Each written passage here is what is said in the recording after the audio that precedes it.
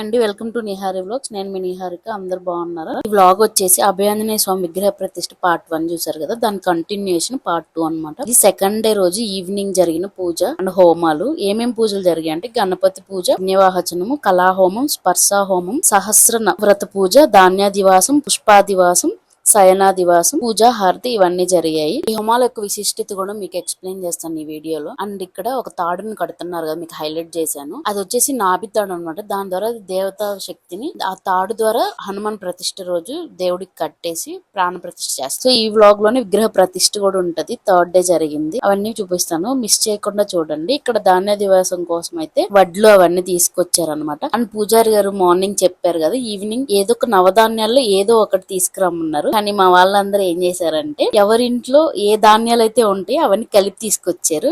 కానీ విడివిడిగా తీసుకురావాలంట. ఏదైనా ఒక ధాన్యం అని చెప్పారు, కానీ అందరికి ఒకటే విధంగా అర్థమైంది. నవధాన్యాలు ఏమున్నా తీసుకురండి అనేసరికి అందరు కలిపి తీసుకొచ్చారు. నేను కూడా పెసలు, శనగలు అండ్ మినుములు ఇవి 3 కలిపి తీసుకెళ్లాను. పూజారి గారు అయితే అడుగుతున్నారు అనమాట, విడివిడిగా ఎవరైనా తెచ్చారా అని. ఇక్కడైతే విడివిడిగా ఎవరు తీసుకురాలేదు. ఈ ప్రతిష్ఠ జరిగే దగ్గర కొన్ని హౌసెస్ ఉన్నాయి, వాళ్ళ ఇంటి దగ్గర నుంచి కొంతమంది తీసుకొచ్చారనమాట. అండ్ వడ్లు బస్తాలు అయితే వీళ్ళు హోమంలో కూర్చున్నారు కదా, వాళ్ళందరూ మోసుకొని వచ్చారు. అండ్ ఇలాగా 8 దిక్కులు వేశారు వడ్లు బస్తాలని. ఒక్కొక్కటి 100 కేజీల బస్తాలు అనమాట. మెయిన్ వడ్లు అంటే నవధాన్యాలు ఇవన్నీ వేస్తారు. ఇవి దేవుడు విగ్రహం పైన వేయకూడదు అనమాట, దేవుడు చుట్టూరు వేయాలి. అండ్ ఇక్కడ ఉన్నాయి చూసారా, ఈ కలశాలు, ఈ పసుపు, కుంకుమ ఇవన్నీ ఇప్పుడు ధాన్య దివాసంలో భాగంగానే యూజ్ చేస్తారు. వాటి విశిష్టత కూడా నేను చెప్తాను. అండ్ నిమ్మకాయలు కూడా కుంకుమ పూసి పెట్టారనమాట. మీకు 8 కలశాలు అని చెప్పాను కదా, 8 కలశాలు దేనికంటే అష్టదిక్పాలకులకి ఒక్కొక్కరికి ఒక్కొక్క ధాన్యం, ఒక్కొక్క దిక్కుకి ఒక్కొక్క ధాన్యం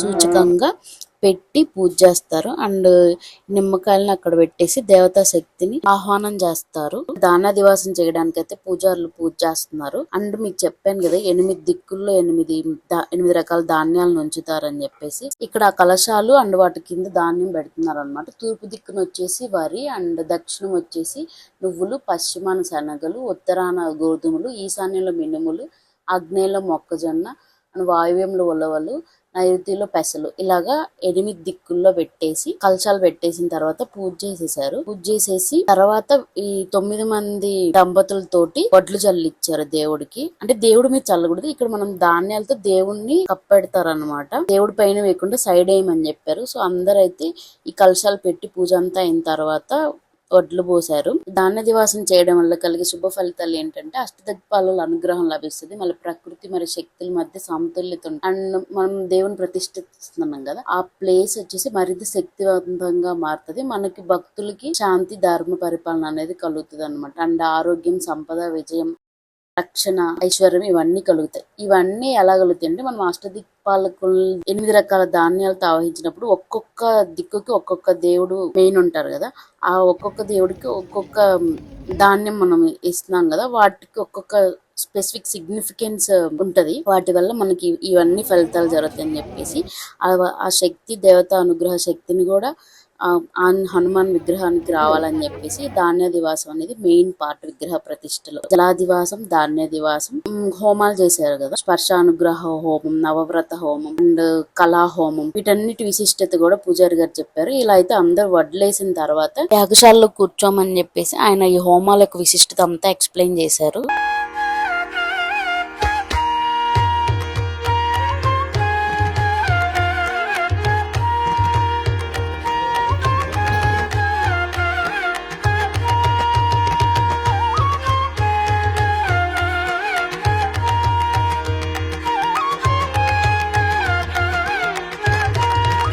ఇక్కడ పూజారి గారు 3 రోజులు జరిగిన పూజల గురించి ఎక్స్ప్లెయిన్ చేస్తున్నారు అనమాట. అంటే మనం యోగుని దేవతల్ని, పంచపాలకుల్ని, అష్టదిక్పాలకుల్ని ఆవాహన చేసి మనం చేసిన ఈ హోమాల వలన డైరెక్ట్ గా మనకి అనుగ్రహం వస్తుంది. అంటే అర్చన చేస్తే అర్చకుడు దేవుడికి అర్చన ద్వారా మనకు ఒక ఫలమో పండో ఇచ్చి ఆ ప్రసాదం మధ్యలో అర్చకుడు ఉంటారు కదా, అలా కాకుండా హోమం చేయడం వల్ల డైరెక్ట్ గా మనం దేవుడికి మనకి మధ్యలో ఎవరు మీడియేటర్ లేకుండా దేవుని అనుగ్రహం అనేది మనకు వస్తుంది అని చెప్పేసి చెప్తున్నారు అనమాట.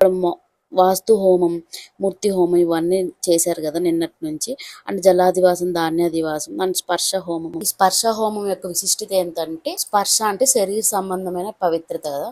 విగ్రహం ప్రతిష్ఠించబోయే ముందు భౌతికంగా శక్తితో నిండిపోవాలని ప్రార్థించేందుకు ఈ స్పర్శ హోమం చేస్తారు. అండ్ హోమంలో విశేష మంత్రాలను ఉచ్చరిస్తూ దేవతా శక్తిని విగ్రహానికి ఆవాహన చేస్తారు. నెక్స్ట్ వచ్చేసి సహస్ర వ్రత పూజ చేశారు కదా, అది వచ్చేసి సహస్ర అంటే 1000, వ్రత అంటే నియమపూర్వకమైన పూజా విధానం. ఇది చాలా పవిత్రమైన పూజ అన్నమాట. హనుమాన్ స్వామికి భక్తితో సమర్పించే ప్రత్యేకమైన ఆరాధన. నెక్స్ట్ కళాహోమం చేశారు కదా, ఈ కళాహోమం యొక్క ఫలితాలు ఏమేమి ఉంటాయంటే, మనకు 64 కళల శక్తి అనుగ్రహం ఉంటది. అండ్ జ్ఞానం, విద్య, కళా ప్రభావం పెరగడం. విగ్రహం ప్రతిష్ఠిస్తున్నాం కదా, ఆ ప్లేస్ మనం ఒక ఆలయంగా చూస్తాం కదా, ఆలయానికి శక్తి చైతన్యం రావడం. అండ్ భక్తులకి మేధస్సు, భక్తి, శక్తి పెరగడం. కళాహోమం వల్ల ఇన్ని ఉంటాయి అనమాట. ఇక్కడ పూజారి అదే చెప్తున్నా, 64 కళల యొక్క విశిష్టత అండ్ వాటి యొక్క ప్రభావం, వాటి జ్ఞానం మనకు కలగాలని చెప్పేసి ఈ సరస్వతి దేవి, హనుమాన్, శివుడు, విష్ణువు వీళ్ళందరి అనుగ్రహం పొందేలాగా మనం ఈ కళాహోమం అనేది చేస్తారంట.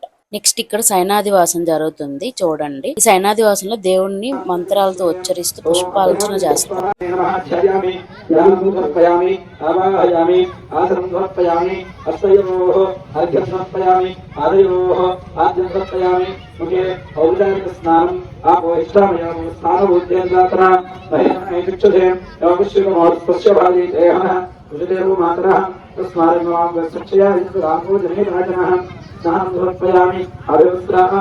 ఇక్కడ సైనాదివాసంలో విగ్రహాన్ని విశ్రాంతి కోసం ఉంచి హనుమాన్ స్వామికి శాంతియుతమైన సమయం ఇచ్చే ప్రత్యేక క్రియ అనమాట. ఇది ప్రతిష్టా మహోత్సవంలో అత్యంత వైభవంగా నిర్వహించబడే పూజల్లో ఒక పూజ. ఇక్కడైతే 9 మంది దంపతులు వచ్చి దేవుడిని నిద్రపుచ్చడానికి విసురుతారు అనమాట. ఆడవాళ్ళు అయితే పవిటి కొంగుతో కుడి పక్క నుంచి విసురుతున్నారు. మగవాళ్ళు వాళ్ళ కండవాళ్ళతోటి ఇలాగ విసిరి ఒక 10 నిమిషాలు దేవుడిని అయితే నిద్రపుచ్చారు. ఈ టైంలో కొంతమంది పాటలు పాడారనమాట, దేవుడికి లాలి పాటలు.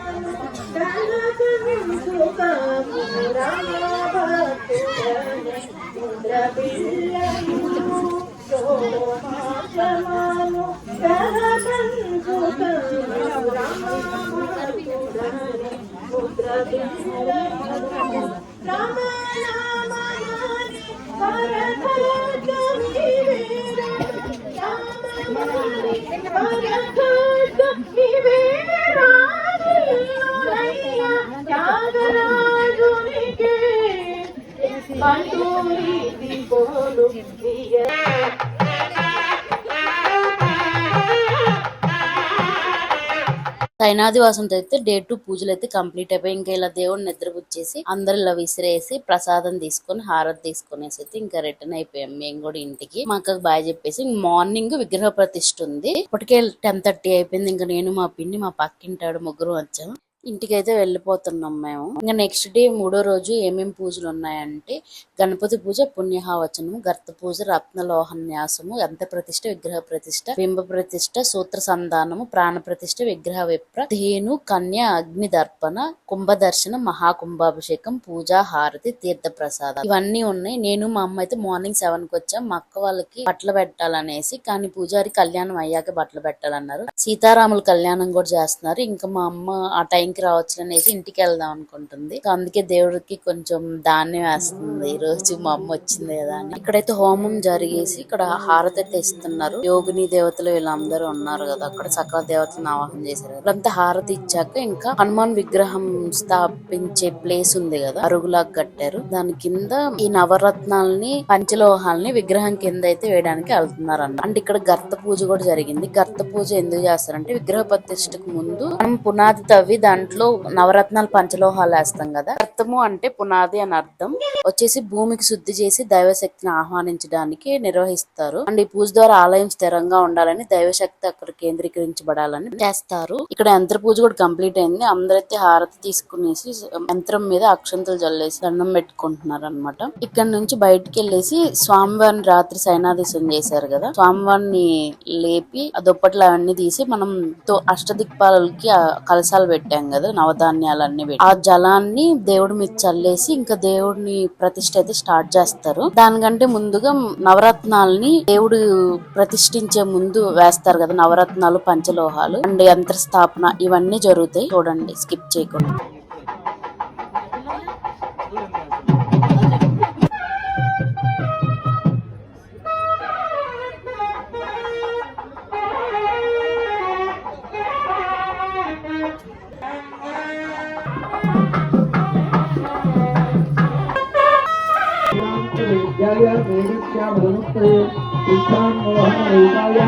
పుణ్యశ్లోకాయ మంగళం సోమగా ఏకస్య రాత్రమోదస్తే యోరాజా సన్నార్థో వాసవమే నికరితే దేవసువా వేదానహమే భవంతి వేదావంతో వా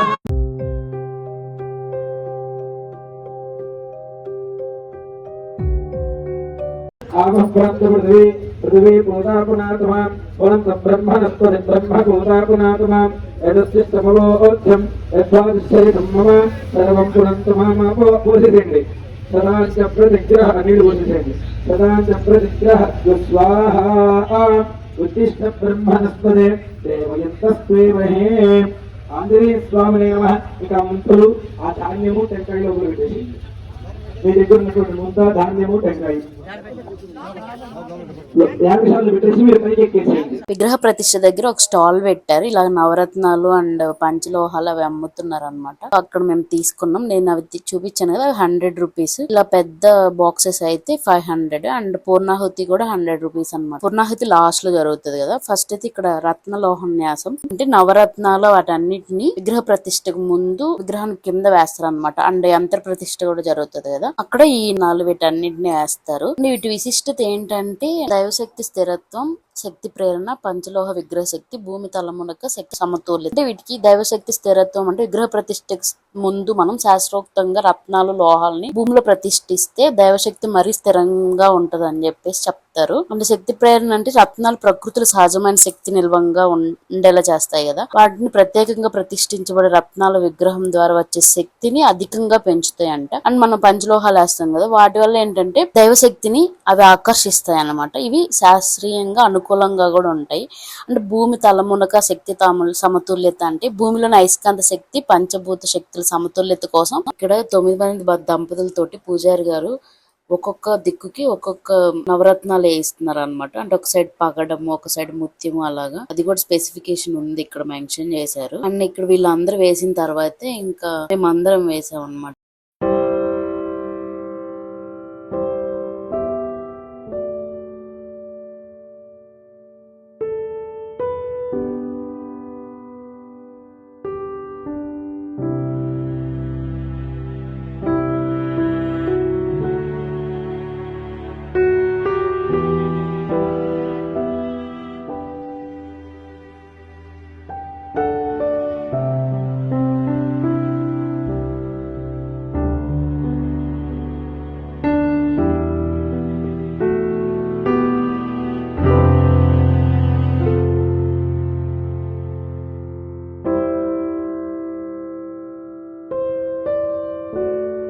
నెక్స్ట్ అయితే ఇక్కడ యంత్రస్థాపన కోసం దేవుణ్ణి కూడా క్లీన్ చేస్తున్నారు. యంత్రస్థాపన యొక్క విగ్రహ ప్రతిష్ట లోపల నవరత్నాలు వేసిన తర్వాత అయితే దంపతులందరూ లోపలికి వచ్చేసి యజ్ఞం చేస్తున్నారు. ఈ హోమం అయ్యాక నెక్స్ట్ యంత్రస్థాపన అయితే జరిగింది. యంత్రప్రతిష్ఠ యొక్క ప్రయోజనాలు ఏంటంటే మనకి శత్రుదోష నివారణ, గ్రహదోష నివారణ, క్షుద్ర శక్తుల నుంచి రక్షణ అండ్ మనకి భక్తుల కోరికలు నెరవేరడానికి కూడా ఈ యంత్ర స్థాపన అనేది చేస్తారు. అండ్ ఈ యంత్రంలో ఏం ఉంటదంటే పంచముఖ ఆంజనేయ స్వామిది రాగితో గాని లేదంటే బంగారంతో గాని చేస్తారు. ఒక రేకులాగా ఉన్నది నేను చూసాను.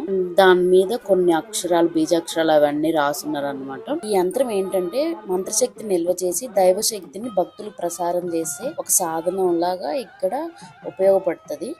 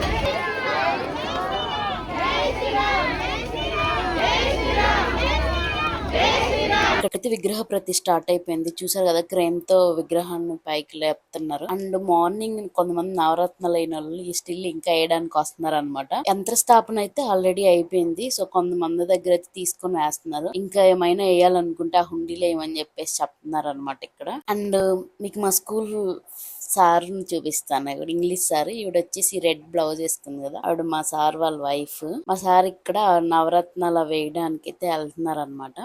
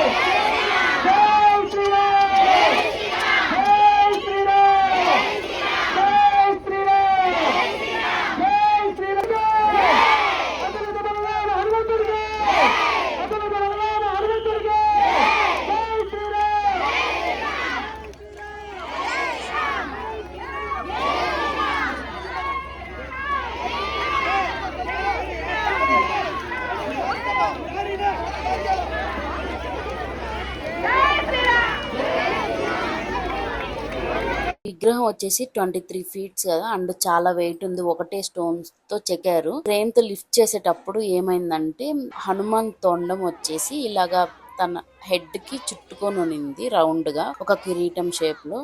అది కొంచెం విరిగిపోయింది అనమాట. ఇక్కడ మీకు చూస్తే తెలుస్తుంది, ఒక చక్రంలా ఉన్నింది, అది కొంచెం విరిగిపోయింది. తర్వాత అందరూ చెప్పారు అంటే వెనకనే ఇంకొంచెం చెక్కచ్చు తొండం లాగా అనేసి. కానీ అలా జరిగేసరికి చాలా అందరూ భయపడ్డారు, ఎందుకు ఇలా అయిపోయింది అనేసి. కానీ ఆ క్రేన్ లిఫ్ట్ చేయడంలోనే ఒకటే తడగా ఫస్ట్ మెడ దగ్గర అండ్ నడుం దగ్గర వేసారు. దాని వల్ల అది ఫోర్స్ వల్ల ఇరిగిపోయింది.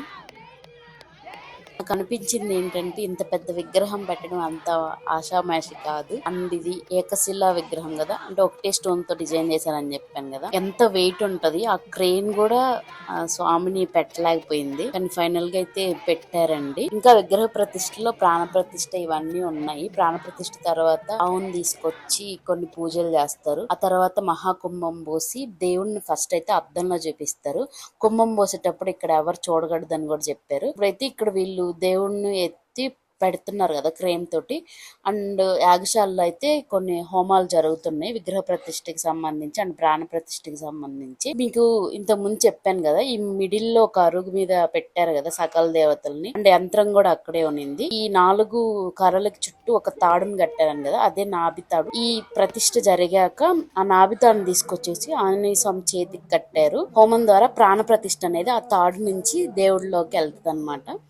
సో కొన్ని మంత్రాలతోటి ఆ ప్రాణ ప్రతిష్ఠ అనేది చేశారు. ఇక్కడ యాగశాల నుండి పూర్ణాహుతి తీసుకెళ్తున్నారు. ఇక్కడ ఇమేజ్ యాడ్ చేశాను చూడండి. దీన్ని తీసుకెళ్లేసి ఆంజనేయ స్వామి విగ్రహం చుట్టూ ఒక 3 చుట్లు తిరిగేసి యాగశాల చుట్టూ తిరిగి పూర్ణాహుతి సమర్పిస్తారు. పూర్ణాహుతి చేయడం ద్వారా మనకి దైవ అనుగ్రహం అనేది సంపూర్ణంగా లభిస్తుంది. అండ్ ఇప్పుడు దాకా మనం హోమం చేసి సకల దేవతల్ని అన్ని శక్తుల్ని ఆహ్వానించాం కదా, అండ్ ఈ పూర్ణాహుతి ద్వారా వాటి ఫలితం అనేది పూర్తిగా వస్తుంది అని చెప్పేసి పూర్ణాహుతి చేస్తాం. అండ్ మనం భక్తులు కూడా లాస్ట్ లో పూర్ణాహుతి అయ్యాక మనం కూడా పూర్ణాహుతి సామాన్లు తీసుకుని హోమంలో ఇచ్చాను. ఇక్కడ చూసారు కదా, ఈ పూజారి గారు పూర్ణాహుతి తీసుకుని వెళ్తున్నారు. యాగశాల చుట్టూ తిరిగాక లాస్ట్ లో పూర్ణాహుతిని అయితే సమర్పించారు. పూర్ణాహుతిలో ఏమేమి నవధాన్యాలు నవరత్నాలు ఇవన్నీ వేసి పూర్ణాహుతి చేస్తారనమాట. అండ్ దీని వల్ల ఏంటంటే హనుమంతుని ఉగ్ర తేజస్సు శక్తి ఆ విగ్రహంలో స్థిరపడుతుంది. ఫైనల్ గా పూర్ణాహుతి తోటి హోమం అంతా కంప్లీట్ అయిపోతుంది.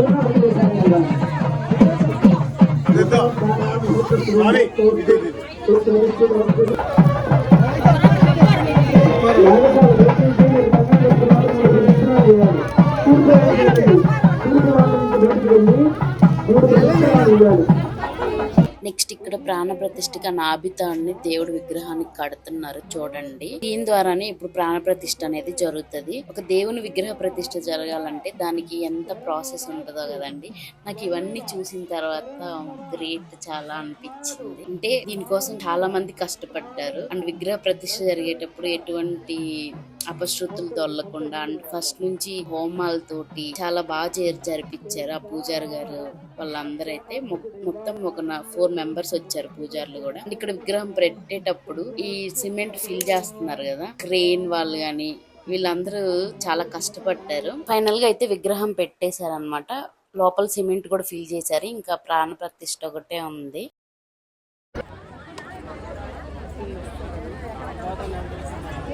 ప్రాణ ప్రతిష్ఠ అంతా అయ్యాక అయితే దేవుణ్ణి చూపించిన తర్వాత సీతారాముల కళ్యాణం కూడా జరుగుతుంది. దానికోసం ఇక్కడ పూజారులు అయితే అన్ని రెడీ చేస్తున్నారు. తలంబ్రాలు మొత్తం బొట్టు తాలిబొట్టు అవన్నీ. అండ్ ప్యారలల్ గా యాగశాలలో నుంచి పుణ్య నది జలాలు ఉన్నాయి కదా, కలశాల్లో నింపేసి సకల దేవతలు అని చెప్పేసి మిడిల్ లో పెట్టారు. అవన్నీ తీసుకెళ్తున్నారు దంపతులు. అవి తీసుకెళ్లి ఇప్పుడు స్వామికి అక్కడ అభిషేకం చేస్తారు.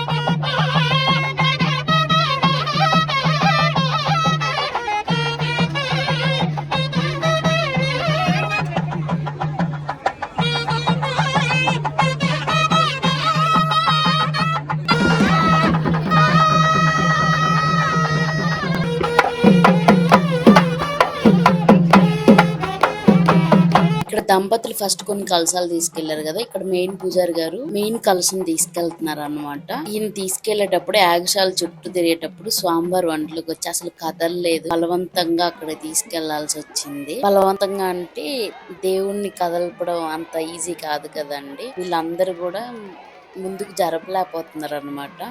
రావట్లేదు దేవుడు.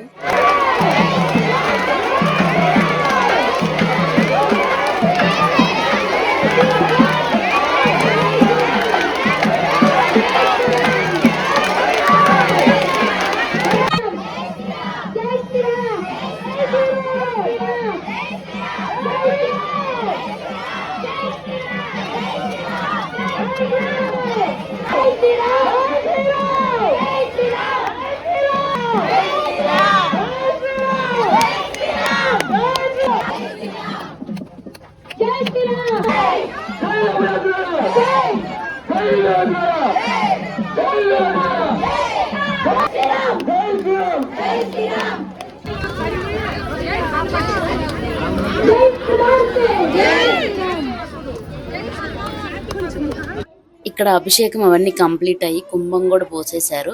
అప్పుడు ఎవరిని చూడొద్దు అన్నారు అండ్ ఎదురు కూడా ఎవరిని రావద్దు అన్నారు. ఒక దిష్టి బొమ్మను కూడా కాల్చారు అనమాట. సో అదంతా నేను ఎత్తి తీయలేకపోయాను వీడియో. అండ్ ఫైనల్ గా అయితే దేవుడికి పూజ చేస్తున్నారు అండ్ అలంకరిస్తున్నారు దేవుడిని. ఇక్కడ చూసారు కదా, దేవుడి ముఖానికి ఉన్న క్లాత్ తీసేశారు. తర్వాత సీతారాముల కళ్యాణం అయితే స్టార్ట్.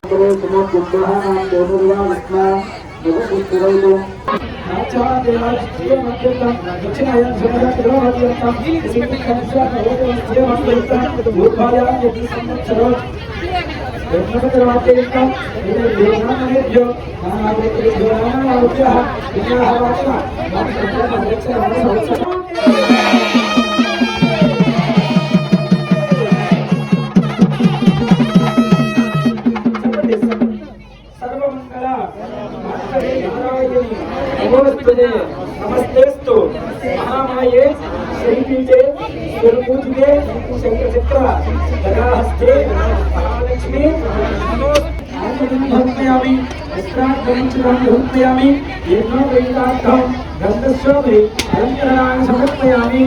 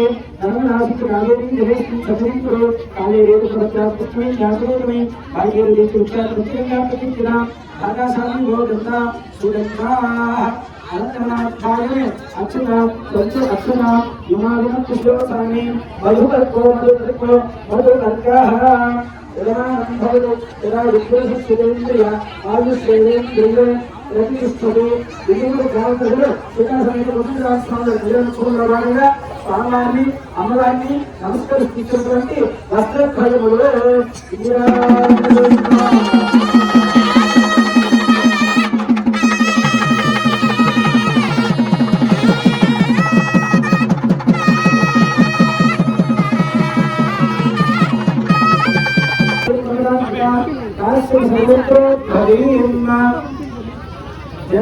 సాధారణే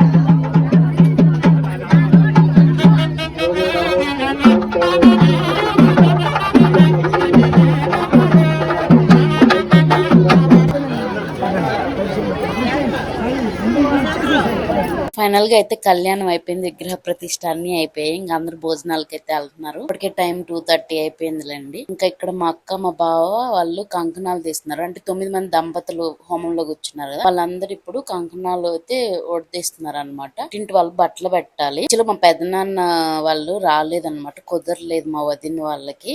సో అందుకని మా అమ్మ వచ్చింది. మా అమ్మ మా పిన్ని బట్టలు అయితే పెట్టారు. ఇంకా హైమక్క అనేసి ఆ అక్క కూడా పెట్టింది బట్టలు వీళ్ళకి, మా అక్క బావకి. అండ్ రాధికక్క వాళ్ళకి కూడా పెట్టారు.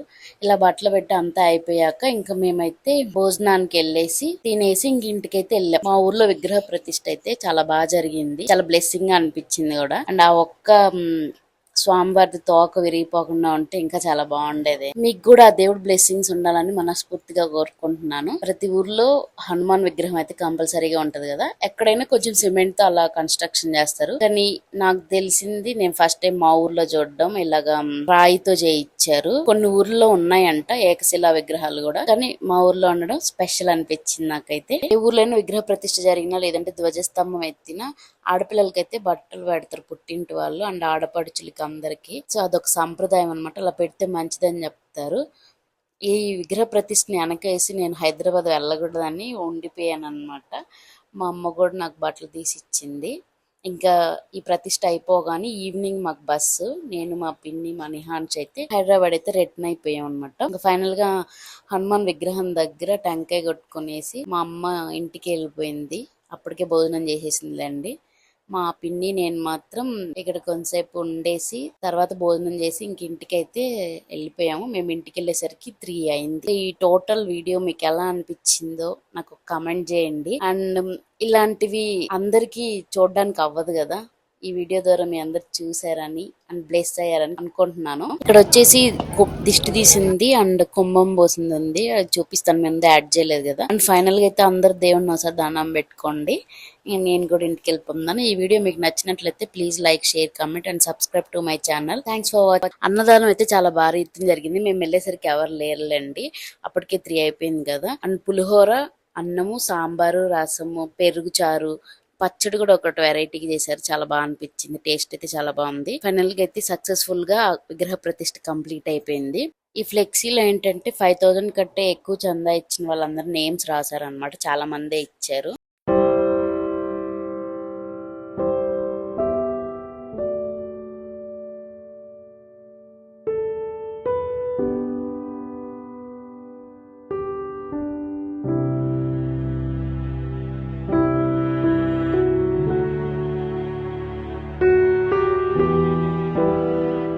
అందరికీ బాయ్. మళ్ళీ నెక్స్ట్ వీడియోతో మీ ముందుకు వస్తాను. మీ నిహారిక.